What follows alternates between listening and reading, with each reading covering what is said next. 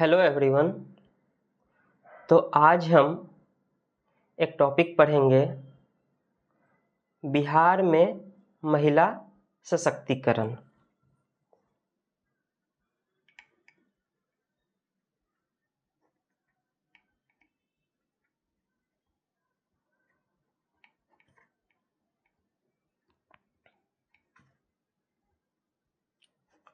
Women empowerment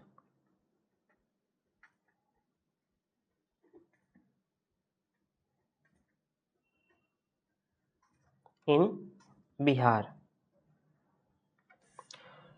तो यहाँ पर आप देख पा रहे होंगे, सबसे पहला वर्ड हम यह समझने का प्रयास करेंगे कि सशक्तिकरण अर्थात एम्पावरमेंट कहते किसको हैं।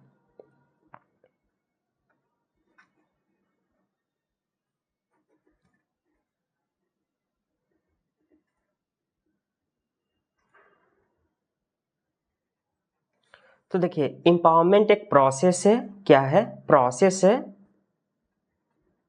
एक प्रक्रिया है जिसके अंतर्गत लोगों को, मतलब जो पीपल्स होते हैं, लोगों को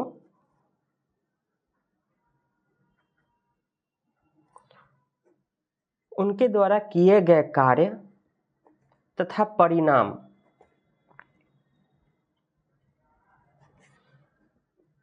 एक्शन एंड आउटकम, इन दोनों के बीच के संबंध को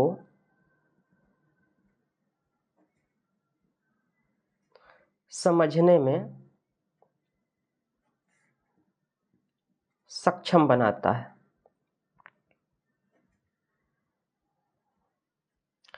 सशक्तिकरण एक ऐसी प्रक्रिया है जिसमें लोगों को उनके कार्य और परिणाम के बीच के संबंध को समझने में सक्षम बनाता है, जिससे लोग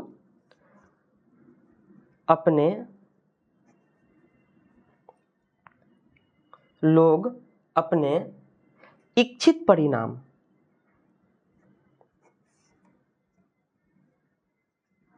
मतलब डिजायर्ड आउटकम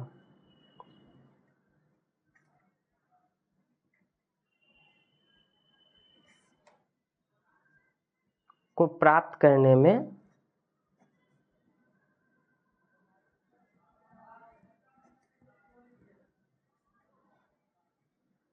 सक्षम हो सके।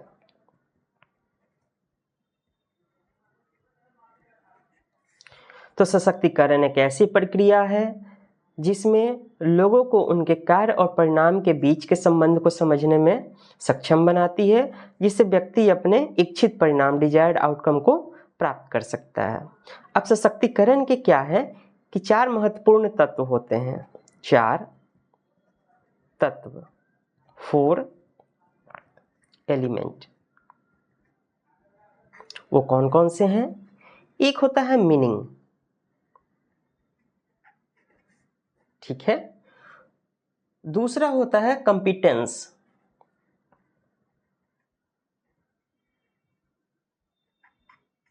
मतलब अर्थ, क्षमता,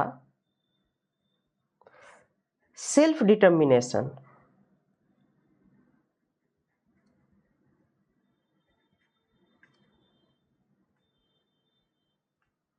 मतलब आत्मनिर्णयन,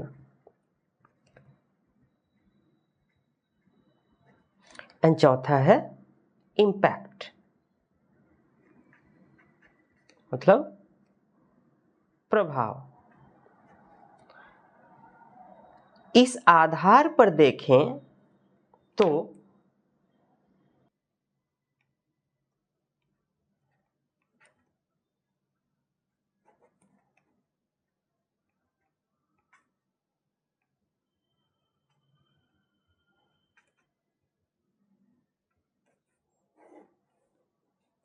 it is the process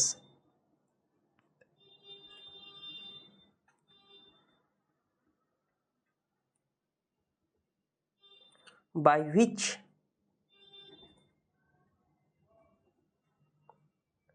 the powerless women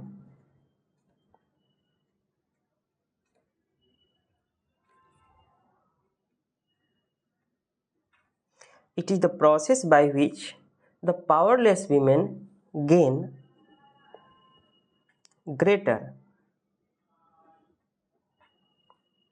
control over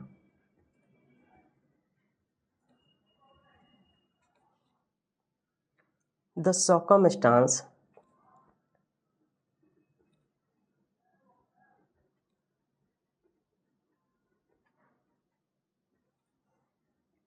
of their lives। ठीक है, मतलब एक ऐसी प्रक्रिया जिसके जरिए शक्तिहीन महिलाएं अपने जीवन की स्थितियों पर अधिक नियंत्रण हासिल कर सके। और वो कौन सी सर्कमस्टांस, कौन सी स्थितियां होती हैं? तो वो है इकोनॉमिक,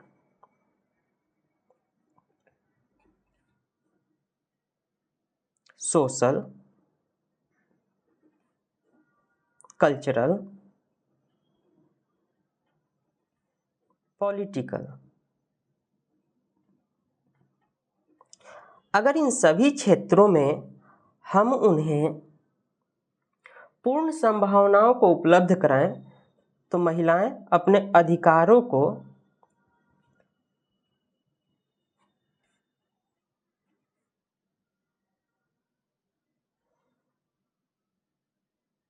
मांगने में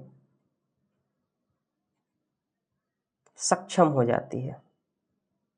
मतलब अपने राइट के प्रति वो क्या होंगी, अवेयर होंगी और वो डिमांड करेंगी।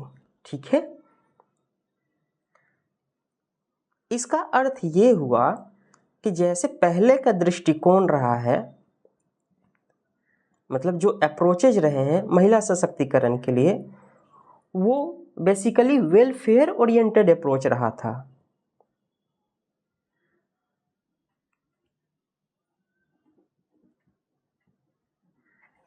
पहले, लेकिन जैसे जैसे वो जागरूक हुई हैं, अब वो क्या चाहती हैं? समानता। इसलिए इक्विटी अप्रोच अब प्रभावी हो गया है, मतलब समतामूलक दृष्टिकोण। अगर नेशनल लेवल पर देखें, राष्ट्रीय स्तर पर, तो जो प्रयास किए गए हैं, 8th 5-year plan, 9th 5-year plan and 12th 5-year plan. 8th 5-year plan जो था, इसी में सबसे पहले महिला सशक्तिकरण के लिए डिस्टिंक्ट सोशल गोल रिकॉग्नाइज किया गया। वीमेन एम्पावरमेंट के लिए क्या किया गया? Distinct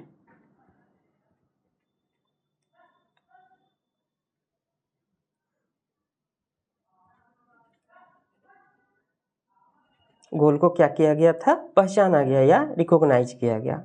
further 9th 5-year plan में सरकार ने वीमेन कंपोनेंट प्लान लेकर आई।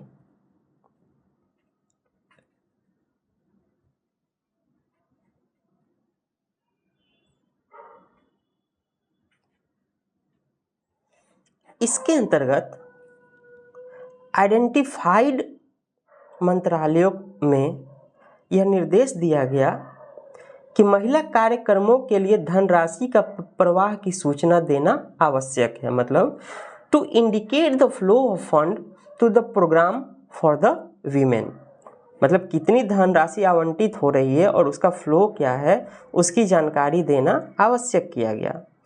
12th 5-year प्लान में की इंडिकेटर्स बनाए गए।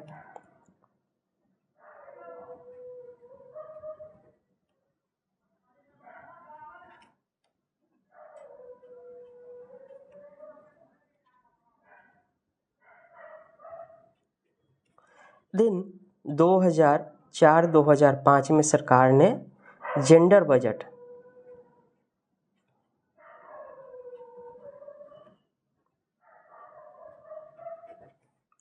को लाया।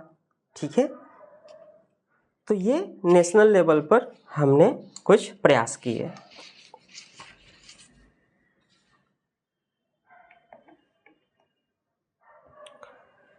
अब अगर हम देखें बिहार सरकार ने क्या प्रयास किए हैं,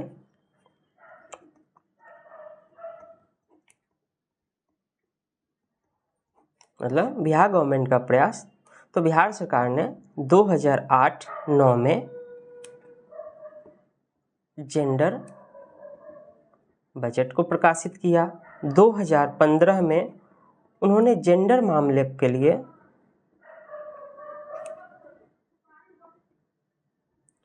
जेंडर इश्यूज के लिए एक सेंटर की स्थापना की, जिसे हम जेंडर रिसोर्स सेंटर बोलते हैं।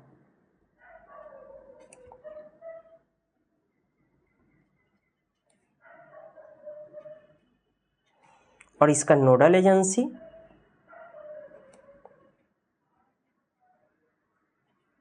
किसे बनाया गया? महिला विकास निगम को।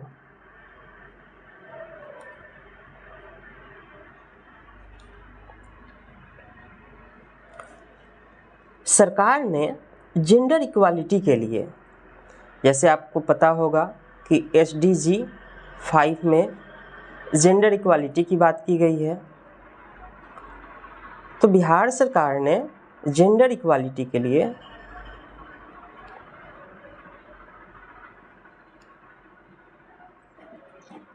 जो प्रयास किए हैं उसके दो आधार हैं। पहला, चाइल्ड प्रोटेक्शन, मतलब बाल संरक्षण। इसके अंतर्गत जो मेन प्रयास है, टू स्टॉप फीमेल फोर्टिसाइड्स,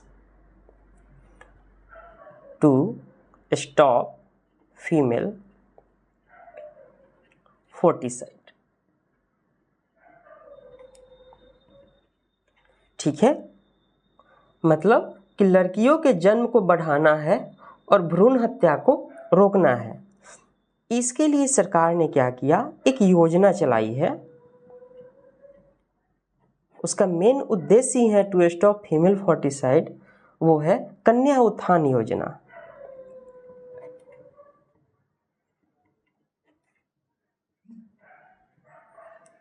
जिसे 2018 में शुरू किया गया। ठीक है, इसमें क्या होता है कि जैसे ही गर्ल चाइल्ड जन्म लेती है तो उनके माता पिता या अभिभावक के अकाउंट में सरकार 2000 रुपये राशि देती है। फिर जैसे ही इनकी उम्र 1 ईयर हो जाए और आधार निबंधित कर लें, मतलब रजिस्टर्ड आधार रजिस्ट्रेशन हो जाए,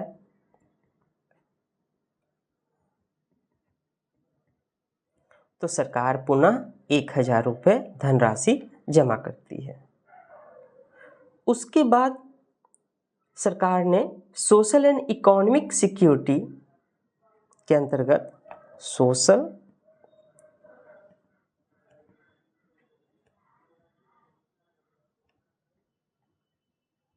सिक्योरिटी, तो सोशल एंड इकोनॉमिक सिक्योरिटी के अंतर्गत सरकार ने एक योजना चलाई है। उसका नाम है लक्ष्मीबाई सामाजिक सुरक्षा पेंशन योजना। लक्ष्मीबाई सामाजिक सुरक्षा पेंशन योजना। लक्ष्मीबाई सामाजिक सुरक्षा पेंशन योजना। अब यहाँ देखिए, लक्ष्मीबाई सोशल सिक्योरिटी पेंशन, तो यहाँ पेंशन का भी उपयोग किया गया है और सोशल सिक्योरिटी। इसमें बेसिक फंडा क्या है कि जिन औरतों की उम्र 18 वर्ष से अधिक है और वो विधवा हैं, मतलब विडोज हैं, उनको एक मुफ्त राशि दी जाती है। लेकिन कंडीशंस क्या है,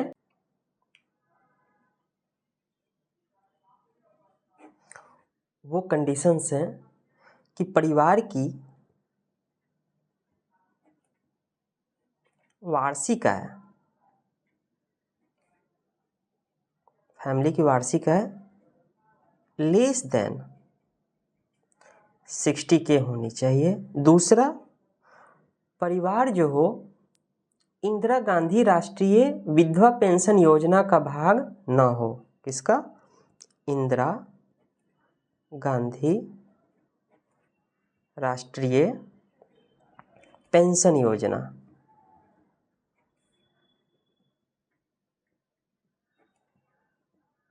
शामिल ना हो। ठीक है, तब उन्हें पेंशन कितना दिया जाता है? अगर आपकी आयु, अगर आपका एज 18 साल से 79 वर्ष के बीच है या 79 वर्ष है, तो प्रति माह 400 रुपये आपको दिए जाएंगे। अगर 80 या मोर है या उससे अधिक है तो आप प्रति माह 500 रुपये के हकदार होंगे। ठीक है, इसके अलावा सरकार ने सीएम कन्या विवाह योजना भी चलाया है। सीएम कन्या विवाह योजना, इसमें कुछ नहीं है। अगर आपकी उम्र 18 वर्ष हो जाती है लड़कियों की, तो सरकार के द्वारा विवाह करने के लिए एक सहायता राशि दी जाती है, लेकिन इसका भी कंडीशन यही है कि परिवार की वार्षिक आय कितनी होनी चाहिए? 60K से कम। ठीक है, अब हम बात करते हैं महिला सशक्तिकरण का मूल्यांकन का आधार। महिला सशक्तिकरण मतलब वीमेन एम्पावरमेंट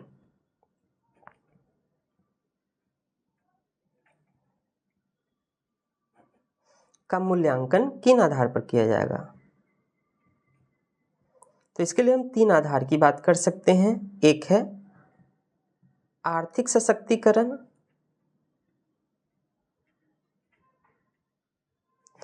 मतलब economic empowerment, social empowerment and cultural empowerment. ठीक है,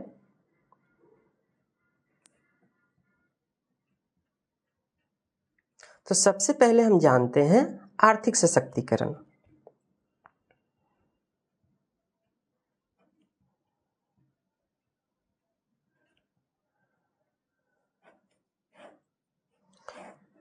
इसके अंतर्गत बिहार सरकार ने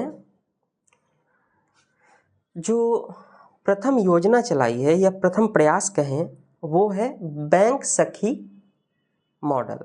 बैंक सखी मॉडल, इसका मेन उद्देश्य क्या है कि बैंक हमारे गांव, बैंक हमारे गांव। बेसिक फंडा क्या है कि प्रत्येक ग्राम पंचायत में, प्रत्येक एवरी ग्राम पंचायत में एक बैंकिंग कॉरेस्पॉन्डेंट होता है। उसके द्वारा एक सीएसपी खोला जाता है। CSP means customer service point. यहाँ पर बैंक से संबंधित सभी कार्य किए जाते हैं। ठीक है, अभी इसका लाभ बताता हूँ आपको। एक, इससे तो वित्तीय समावेशन,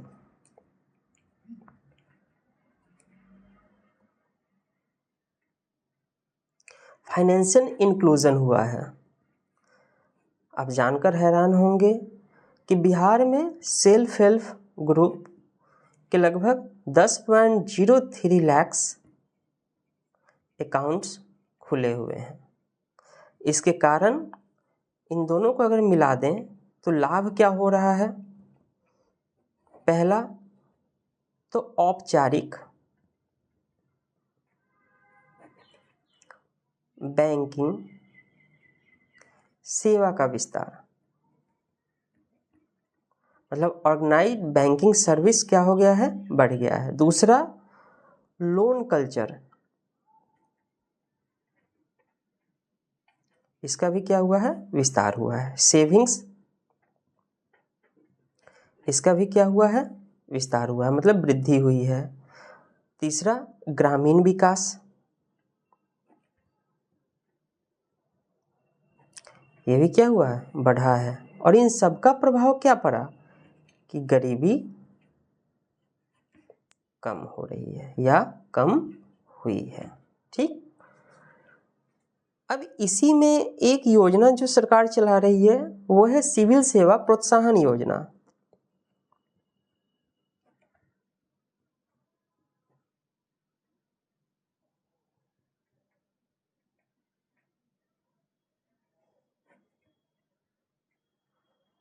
ये बेसिकली सिविल सर्विसेज की जो लोग तैयारी करते हैं, अगर आप बीपीएससी की तैयारी कर रहे हैं और महिलाएं जो हैं पीटी पास कर जा रही है, तो उन्हें कितनी राशि मिलेगी, 50K राशि। किसके लिए, आप मेंस की तैयारी कर सकते हैं। आप यूपीएससी में अगर पीटी पास कर जाते हैं तो आपको कितना मिलेगा, 1 लाख। ठीक है, तो वो मेंस की तैयारी के लिए। फिर एक योजना है आरक्षित रोजगार महिला का अधिकार।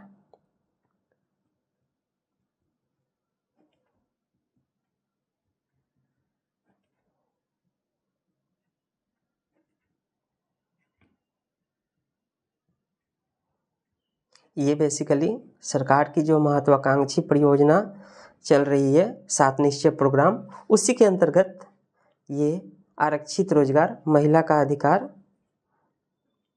आया हुआ है। इसमें क्या है कि सरकार की जो विभिन्न सरकारी संस्थाएं हैं, जैसे पंचायती राज है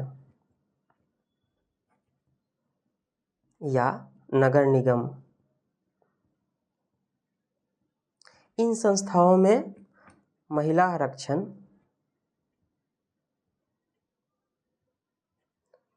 परसेंट देखें तो यहाँ 50% है। ठीक है, अगर आप पुलिस विभाग ज्वाइन करती हैं महिलाएं, सिपाही हो या वहाँ से लेकर एसआई तक के पोस्ट तक, तो आपको 35% आरक्षण दिया जाएगा। जाति निरपेक्ष आरक्षण वो कितना है, वो भी 35% है। अगर आप प्राइमरी टीचर बनते हैं, प्राथमिक शिक्षक, तो इसमें सरकार ने 50% का आरक्षण दिया है। ठीक, इसके साथ एक और जो 7 निश्चय प्रोग्राम सेकेंड सरकार ने लागू किया है, तो 7 निश्चय प्रोग्राम सेकेंड में सशक्त महिला सक्षम महिला का कॉन्सेप्ट आया है। सशक्त महिला सक्षम महिला। तो अगर इसकी बात करें तो सरकार ने 3 स्तरों पर प्रयास किया है। पहला, महिला उद्यमिता, मतलब वीमेन एंटरप्रेन्योरशिप। ठीक है, इसके लिए सरकार क्या कर रही है, एक योजना चला रही है, महिला उद्यमिता योजना। उसके अंतर्गत महिलाओं को 5 लाख रुपए ग्रांट के तौर पर, मतलब अनुदान, और 5 लाख ब्याज मुक्त ऋण की सुविधा दी जा रही है।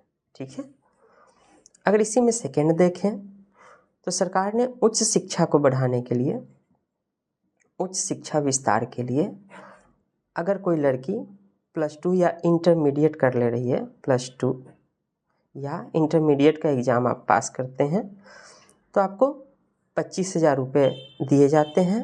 और अगर आप स्नातक कर लेते हैं, मतलब आप ग्रेजुएट हो जाते हैं, तो आपको 50K की राशि दी जाएगी। और तीसरा जो हमने आरक्षण बताया कि जो प्रशासनिक विभाग है,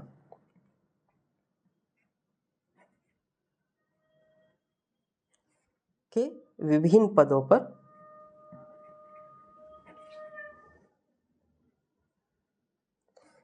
आरक्षण की व्यवस्था।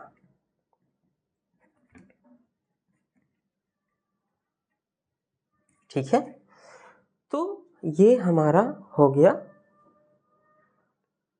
आर्थिक सशक्तिकरण। हम एक छोटा सा रिव्यू देख लेते हैं सामाजिक सशक्तिकरण का।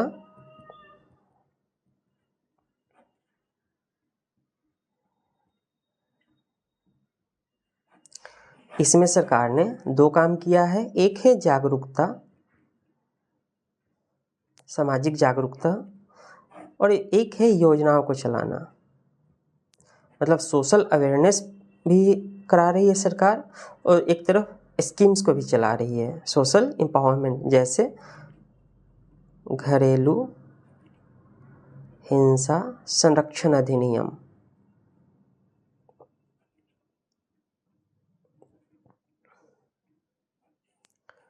दहेज निरोध अधिनियम 1961, कितना है 1961, ठीक है, और ये डोमेस्टिक वायलेंस 2005 का है। फिर कार्यस्थल,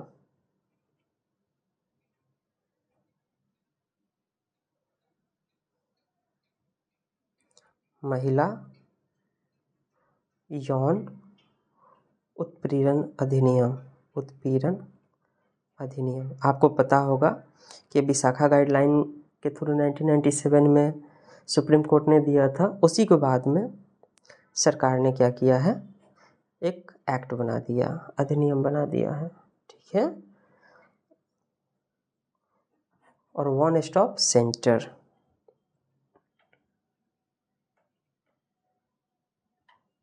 यहाँ पर क्या है कि अगर आप महिलाएं किसी भी तरह की हिंसा का शिकार हो, मानव तस्करी से प्रभावित हो या किसी भी तरह की समस्या, यहाँ पर अगर आप पहुँचते हैं तो यहाँ पर एक चिकित्सक की सुविधा आपको मिलेगी, पुलिस सर्विस, पुलिस सेवा, साथ ही आपको मनोवैज्ञानिक मतलब साइकोलॉजिकल परामर्श भी दिया जाता है, मनोवैज्ञानिक, ठीक है। यहाँ पर योजना की बात करें तो सरकार ने जैसे राष्ट्रीय पोषण माह चलाया है,